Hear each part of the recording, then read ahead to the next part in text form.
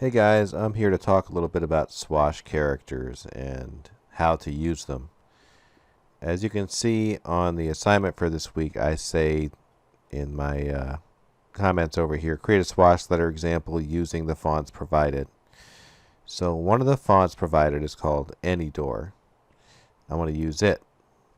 So I could select this example here and go up here to my character panel. I have this set to these the Essentials Classic look. Just so you know, so my workspace is set to Essentials Classic. This might change in future versions, but the bottom line is I'm just showing you how I can just choose the font. This font is called AnyDoor, and this is what AnyDoor looks like.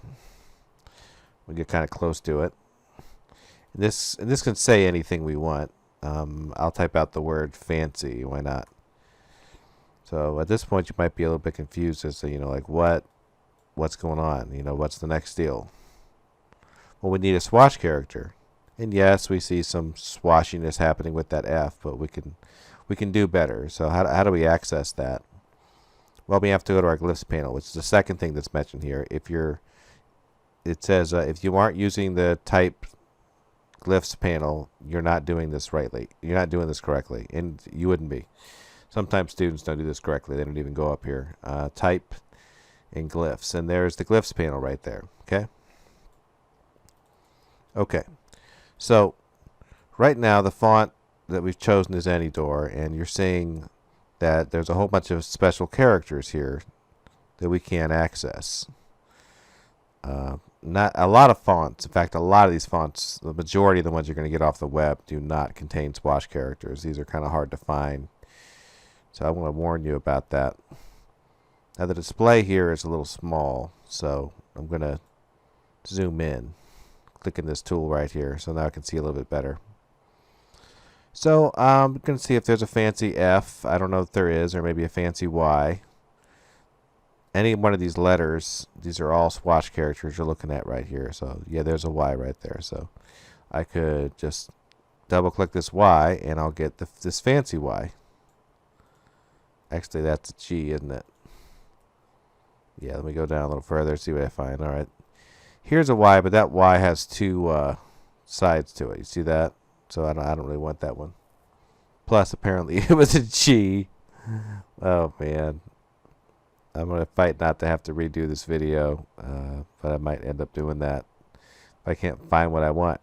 All right. There's so much beautiful stuff happening here. Okay, well, finally, this is the Y that I wanted.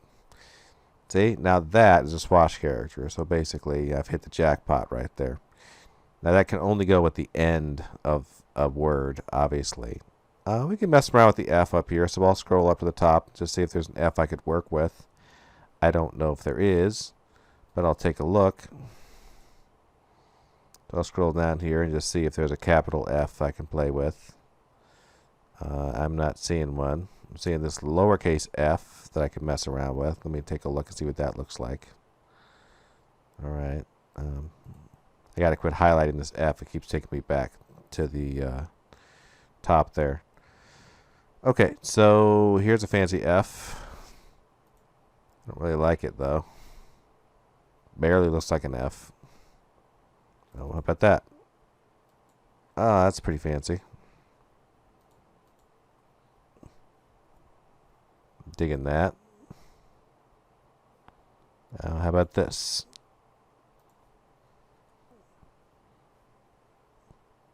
Okay. So this should give you an idea of what I'm looking for right here. Basically, you're just going to, all you have to do is look at these. Like, for example, if I wanted to do something completely different, and I wanted to say, let's say, hello, right? Yeah. I need to learn how to spell hello. I'll double click this, and we can have a fancy hello. In fact, I prefer this H right there. Look how fancy that is. And maybe at the end of it, where the O is, I'll see if I can't find something else I like better. I like that. Hello. Very cool, but I'll go like that. Alright, I'll press W so we can see what that looks like without all the stuff on, and that's pretty nice, right?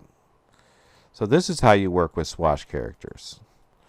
And hopefully that explains it to you, and you can use any door to make your own example. There you have it.